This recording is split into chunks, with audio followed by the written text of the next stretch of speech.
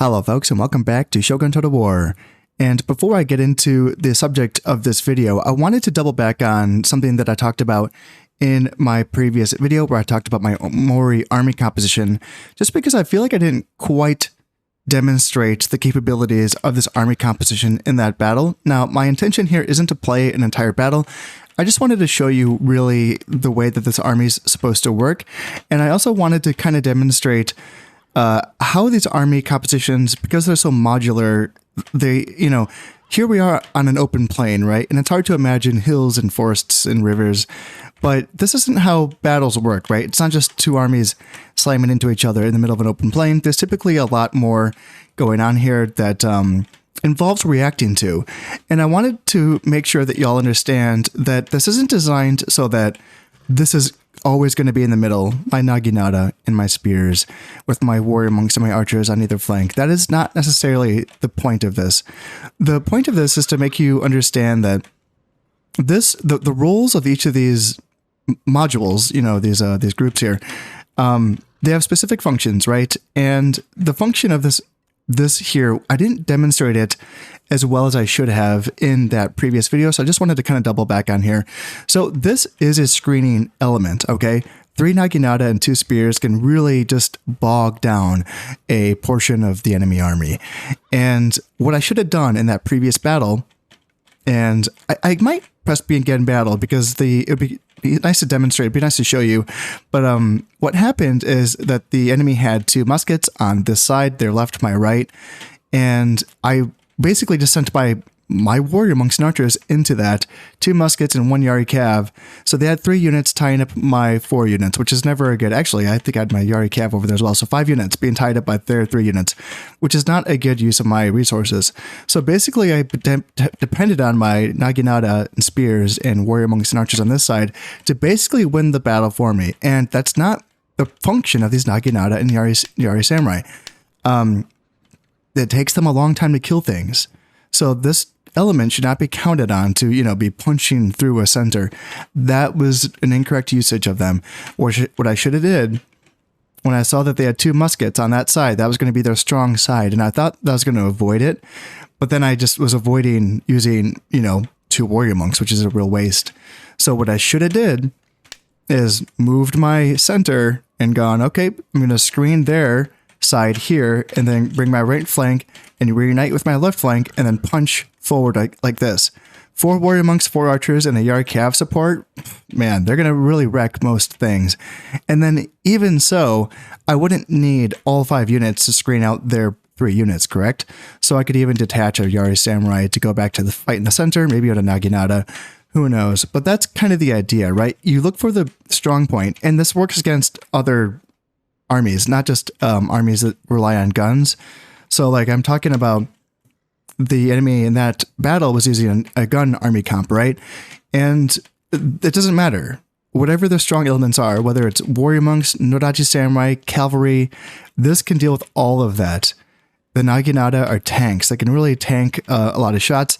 Guns do hurt, but there's 3 units here of Naginata and 2 Yari samurai. It takes a lot of bullets to, get rid of this block quickly. And, I also have a Yari Cav unit that can threaten guns if it were just guns, right?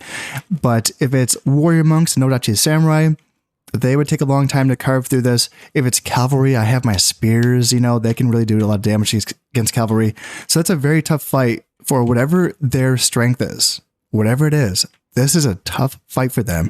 Screen with this, punch with this. You want these guys, sure, it's like a 50-50 putting these guys up against the enemy's best troops, but you don't want 50-50s. You want the warrior monks to be punching through their spears, their archers, their Yari Cav, which should be the majority of their army in most cases. And also, if it is like 50-50, if this happens to be going up against Nodachi samurai and warrior monks on this side of the battlefield, well, you do have your archers. And that's why these are designed this way, because archers kind of make up for the 50-50 fights, where you think, oh, I don't want to send warrior monks into warrior monks. Well, you got 4 archers right here that can do a lot of damage to warrior monks because of the low armor. So I just wanted to talk about that. Also, what can be done as well is I want you to understand that these modules can be made. So this is a group formation. I'm using archers in front, which is with the 5 key. So if I do like this is a line, right? And if I press 5, go archers in front. Oops, that's right there. There. Archers in front, just drag. Oh, I'm really messing up here. There we go. Archers in front and like that. And there's other options. You can, so for instance, it's going to happen instantly here because I'm pre-battle, but I can just press 2 and we do warrior monks in front. That's going to happen in transition. So they're obviously going to be walking like that and the archers will move back, but it'll all happen simultaneously, which is very cool. Maybe I can try other stuff too. That's a cool one. Yeah. If I press 3, this is the castle formation. I actually like that. That looks badass. Yeah. I kind of like that. It's not great if the warrior monks are going to be getting shot at, so that's not really what you want. That's why I like to lead with the archers, just because they screen the warrior monks from, for instance, you know, enemy archers or stuff like that. But if you're just going to be facing a melee rush from spears and stuff, obviously just lead with your warrior monks, either with this, you know, by pressing 2 or by pressing 3. Either of those work if you're just facing. If you look across and all you see is like melee stuff, just do this, right? So with that in mind, now we can head on into the subject of this video, which is going to be the Oda army composition. Actually, I did decide to press begin battle just to kind of see what the enemy was bringing here. And yeah, so 2 muskets are going to be on their left side, my right. And that would be the idea then, is to take my, what was my center, but this is my screening element, right? And just screen. Like that's going to be their tough side, you know, with those guns. Well, I mean, with those guns just screened out of the picture, then, like I was saying before, 4 warrior monks, 4 archers, and maybe even a unit of Yari Cav punching forward can punch through anything that's here. Archers, Naginata, Ashigaru, obviously, will all be crushed, and their strongest elements are going to be screened out. That's those 2 guns right there. This is just like the last battle. Those 2 guns will be screened out by this horse here. Okay, that's enough of that. I'm not going to play this battle. I just wanted to show you.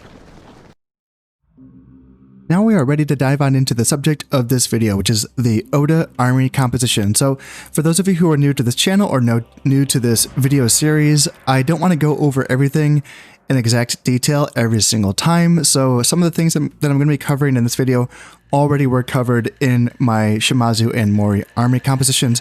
For instance, I talk about my choice of general, that being Cav archers. I talk about how you can have your heirs become Cav archers in my Shimazu army comp, so you can go to that one if you want to find out. And you can also find out why I choose Cav archers as my general of choice. And then going forward as my template for this army, again, spears, archers, and Yari Cav. Actually, let me do that over again. I like to have those Yari Cav like that, and then spears.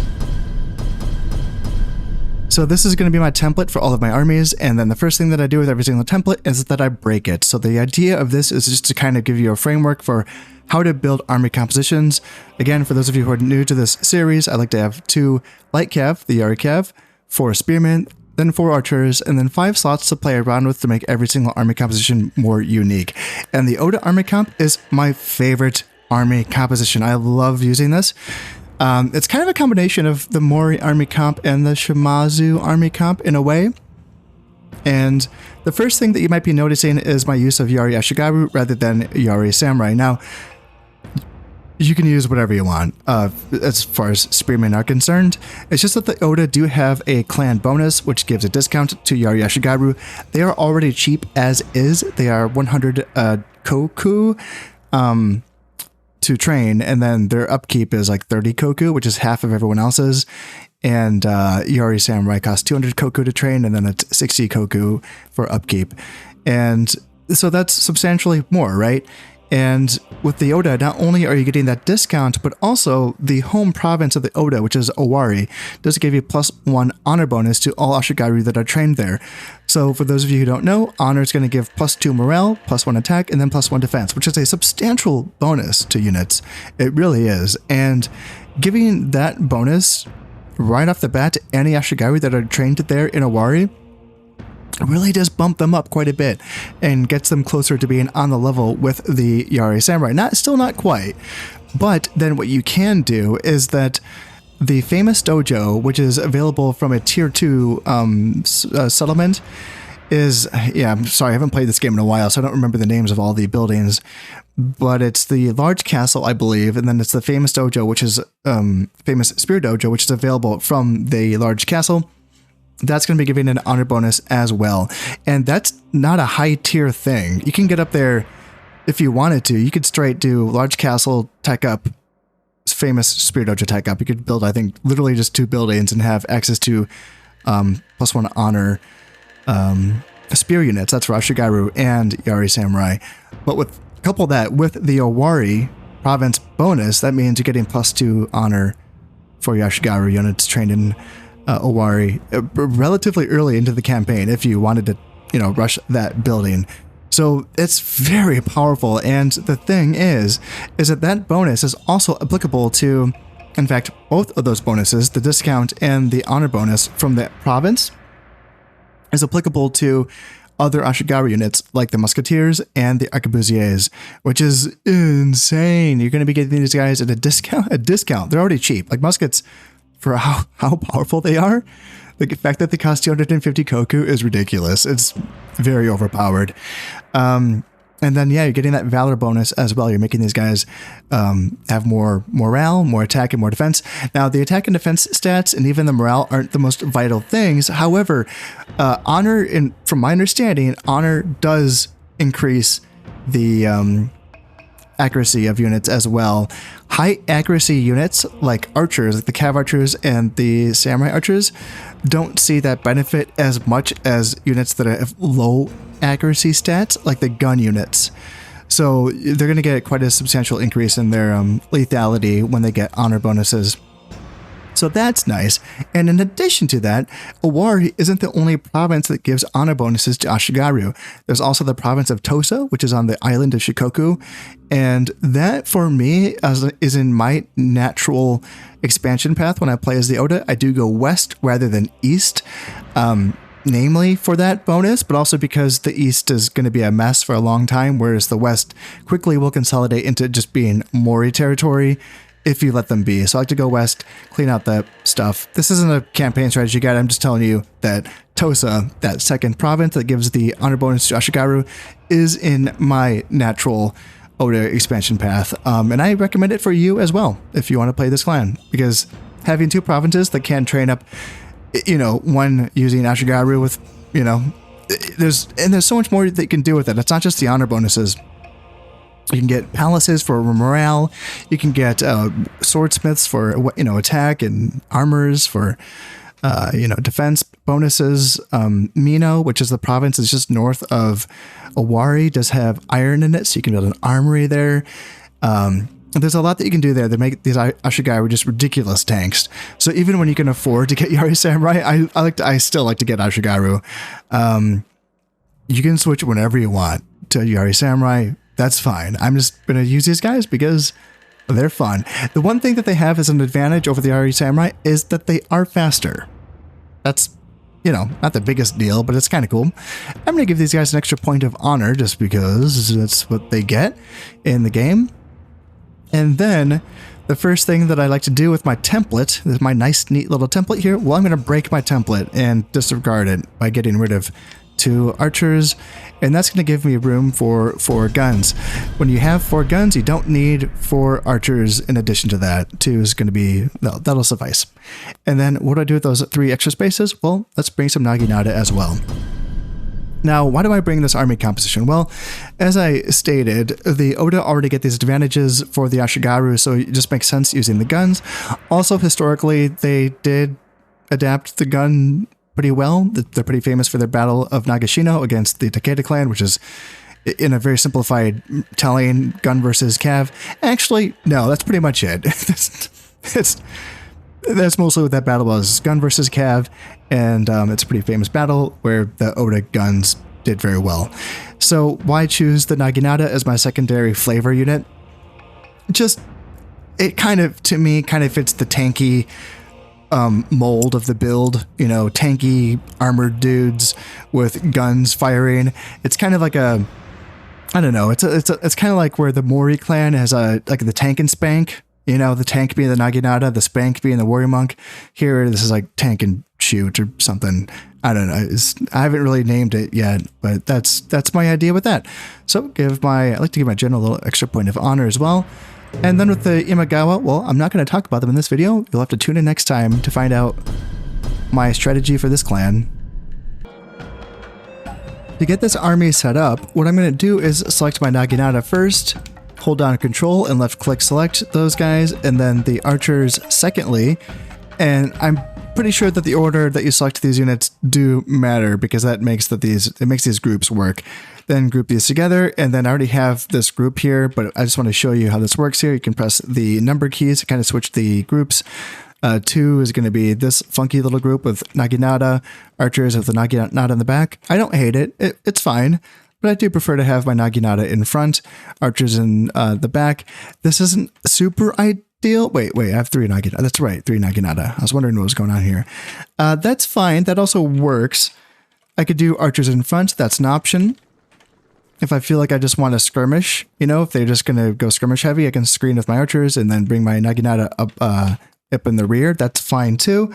Or I can press 8, and 8 is going to bring all 3 Naginata up front with the archers in the back. Pretty simple, right? So that's going to be my primary formation right there, is using that and putting that in the center. And then I will select Ashigaru and muskets and make this group 2. Put them on hold formation and hold position. And then I'll press 5 to make it go with guns in front. 5 is always going to be the skirmish units in front formation. And then do the same thing with my right flank. Make it group 3, hold formation and hold position. Group 5, or not group 5, but formation 5 with muskets in front.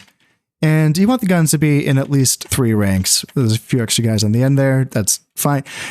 Now, depth does matter. I don't want to I don't want to make it sound like it doesn't, but in the heat of the battle, and when you're trying to conform your positions to certain terrain features, and I know there's no terrain features here, but you know, when you're trying to go with the flow of the battle, I don't get super anal about the depth of things, because who has time for that? If you do, great. I'm really glad that you're really good at this game. But I don't. I have to kind of go with the flow sometimes, but try to get 3 ranks of muskets when you can, because they're going to go in rotating fire, and it looks awesome and it's very effective. It's going to be very, very devastating. Now, kind of like what I was showing with the Mori formation, where you don't have to think of this as a center and a right flank and a left flank, except that this formation really does work better when it's like this. The thing is that if you have 4 guns and 4 Ashigaru right next to each other, that is a very weak part of the formation that can be hit by a very fast, heavy cavalry charge. Maybe infantry as well. Guns do an insane amount of damage. They really, really do. But I think it works better when the enemy is forced to split off against 2 different, shooting platforms, essentially. And they're going to be trying to avoid your center. The idea of the center is to push forward and get in the way. That is the point of this. And make it so the enemy has to split up to go around this. And by splitting up, they make it so that you can't, really consolidate they can't really consolidate their forces all on one side. If they want to do that against this side, well, first off, they're going to get in the way. And this side, for instance, if the enemy wants to all collapse in here, then my left flank can do a few things. Oh, I just messed up again.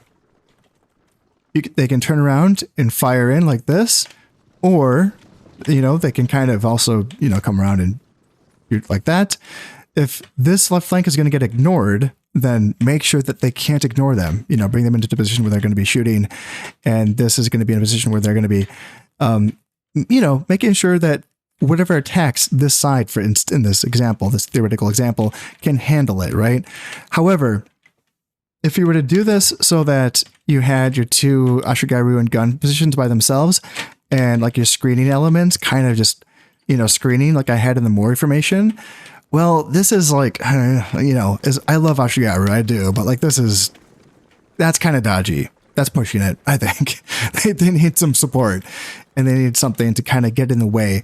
Sure, I know the chances of getting something getting past 4 guns isn't high, but if it does, the whole thing breaks. So I do prefer this formation to be, it's a little less flexible than my Mori formation, so that this should be kept in the center, and the gun and Ashigaru platforms should be kept on the flanks. We are now all set, so let's jump in and see what the Imagawa bring our way. So I did let myself be the defender because the defender can do all of that stuff pre-battle, whereas the attacker can't do any of what I just did. You can't move your units around, you can't make your formations. You can group your unit cards down here, but you can't do any of the actual battlefield moving around stuff. So it just makes it easier as me, a presenter, trying to present stuff by playing as the defender, which is too bad because I would rather be the attacker. It's just like being proactive and all that fun stuff. But instead I get to sit back here and react to the AI trying to break my formation.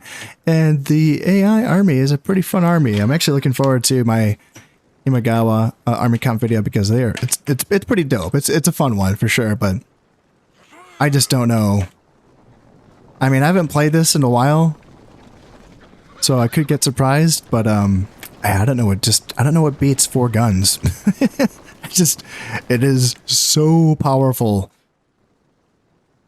The Imagawa are now getting closer, and I have my flanks in a slight little concave facing inwards here. And what do we have coming up? Yari Samurai, Nodachi in the middle, Yari Cav on the flank. So let's just get my Yari Cav out here to support this, and they have Yari Cav on that side as well. Just try to come over here to make sure that we can support here as well.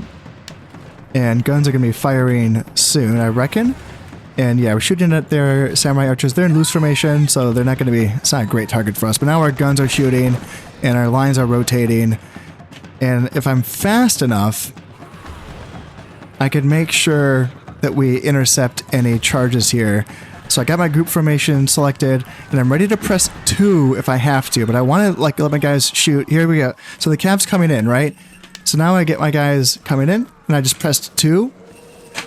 And let's do the same thing over on my left side as well. Cav comes in because they're doing the same thing on that side. Let's go over here and get a little interception. Spears go here. And then guns go here. And then guns go here. And let's get back over to this side. So we're collapsing in. Let's make sure that spears are supporting the Cav fight. And let's make sure that guns are shooting into the center here. Looks like the center is already collapsing. And yeah, we're looking okay. And units in this game have a very good ability at selective fire. So that even if they're like these guys, they're not necessarily doing an enormous amount of damage friendly fire. Even these guys, they will do select fire at only units that think they can hit, which I think is amazing. That's something that I don't think that other Total War games really have. At least Rome doesn't have. So let's shoot into the center here and here. Yeah, we're looking good, and it looks like that. Yeah, let's send my Yari Cav after their general, abso-frickin-lutely. And let's actually get my right flank set back up again with guns like here. And all right, did I not tell you guys to go after the general? Go here, and then here. Let's get you guys back in formation with the guns in front as well, like that. And then Cav, Cav, just get back. Yeah, because that Yari Cav has rallied, and we just have to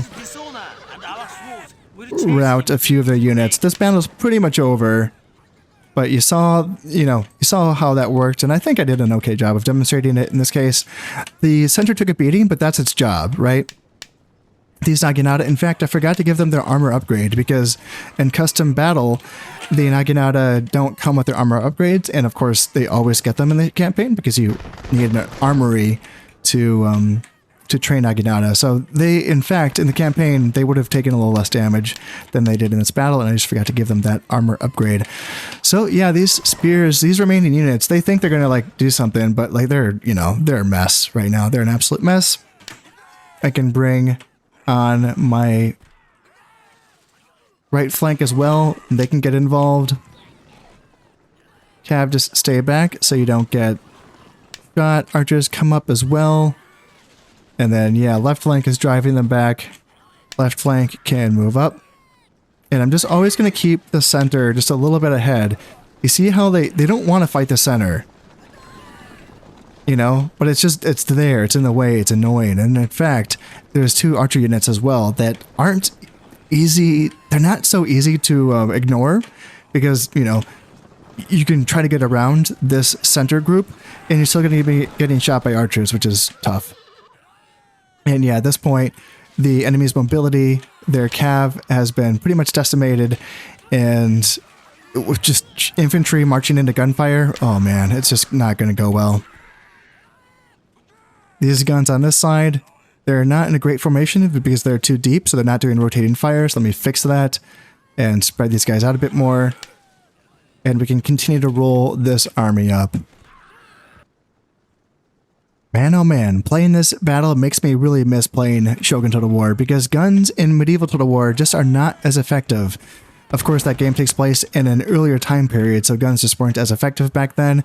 But then now I'm playing a lot of Rome Total War, and the closest thing that you get to a gun unit in Rome Total War is setting pigs on fire, which is fun, but it's not as fun as shooting guns. So, oh man, I was really happy to play this battle, and I hope that y'all enjoyed it as well. That's going to do it. We can go take a look at these kill counts now for these units, just for a little bit of fun here. Yeah, Cav Archer General got 35 kills, Yari Cav 69 and 82, Ashigaru got 1 kill for that unit, 14, 19, and 26. That's what they get for fighting this Cav. Not bad numbers. Archers 38 and 31, very solid. Muskets 77, 86, 46, and 65. And that's just like a short battle. And they still had most of their ammunition. They still had over half of their ammunition. Our muskets can just do so much work. And Naginata, I mean, they don't do a lot of killing, as you can see. 13 kills, 27 and 13. But they just stood there and they tanked the enemy and forced the enemy to basically kind of collapse in on that center and let the flanks do their work. So there you go. That's my favorite army comp in this game. I have so much fun playing it. But then again, I'm looking forward to the next one too. As I was saying, the Imagawa Army Comp is pretty cool, so I'm looking forward to that one. So until next time, this has been Concept playing Shogun Total War. Thank you very much, and goodbye.